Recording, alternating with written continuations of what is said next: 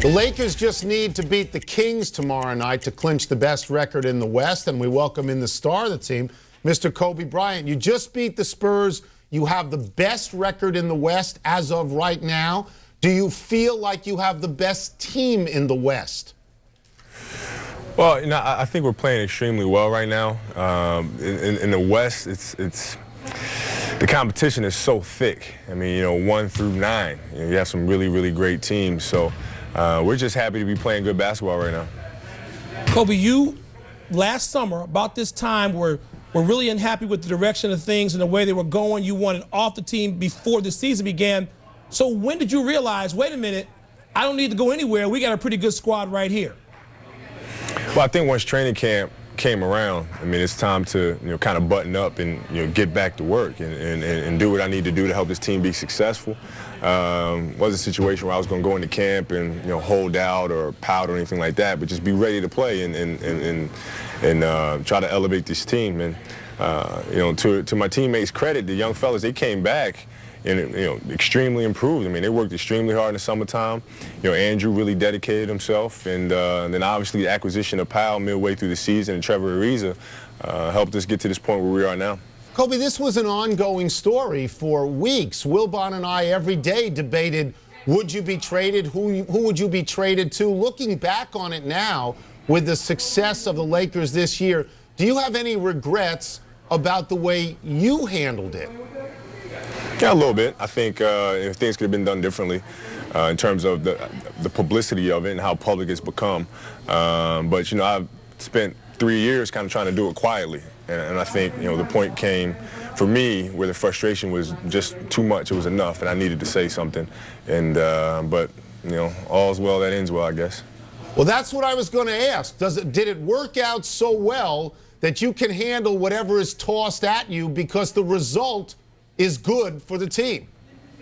Well, you have to be able to handle, criticism as harsh as it may be. You have to be able to stand up and take a bullet, especially, if you're going to be in a situation where you're on a ball club and you have the responsibility to try to elevate your ball club and get your team to that point. Then if you're going to go in a gunfight, you want to make sure you have a gun to go in a gunfight with, and that's kind of what I was upset about. And we have a fully loaded gun now. I was looking at a game the other night. If I'm even allowed to say that on TV, I don't even know.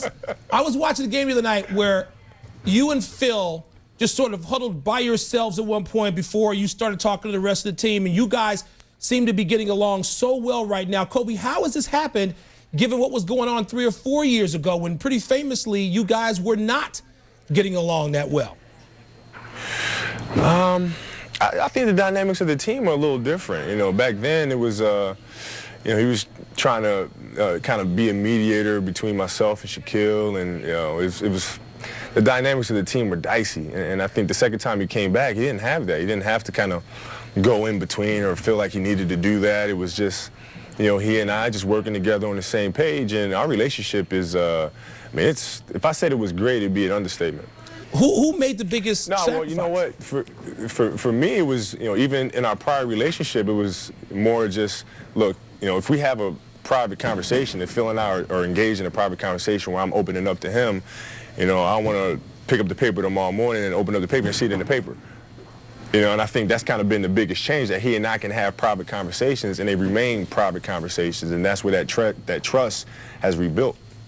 Help us out on this one thing. We know that for a few years now, you've tried to get rid of the Shaq Kobe circumstance. Then we look at television and we see half of Shaq's face and half of Kobe's face, and they're saying the same thing. So what's the deal with that?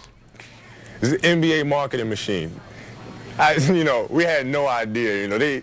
We did this great idea of the promo of doing a split screen. They had a great one with LeBron and KG, but they don't tell us who they're going to pair us up with. So then it just kind of feeds into this whole storm, and I'm sure they were hoping that we face each other in the first round or something like that, and So when did you see it? When did you know? It came out nice. It came out great, but when did you know you were going to be paired on the screen with Shaquille? Until I saw it on the screen. I saw it on TV. I was like, oh man, I should have knew that one was coming.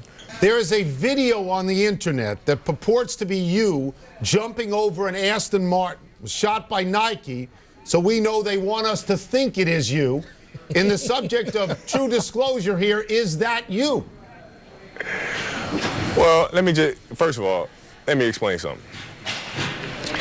If Rocky can fight in 6 or 7 movies at the age of 60 and knock guys out who are like 20 years old, I think I can jump over Aston Martin. It is Hollywood. Okay. Yeah. So let me let you That's out a on this. virtual answer. Yeah, it's a That's virtual. We'll get out on this. Let's assume that may be the trickery of Hollywood. But could you jump that car? I can jump a car. Did Whether you it's Hot jump that Wheels or a car? Tonka truck or something like that, I can jump cars. Thanks I can elevate and jump over a vehicle. Thank you for joining us, Kobe. We cannot. Thank you, very Kobe. welcome. We're taking a break. When we come back, Michael Beasley is ready to announce his decision on the NBA. He can jump more than a Tonka. He can jump an Aston.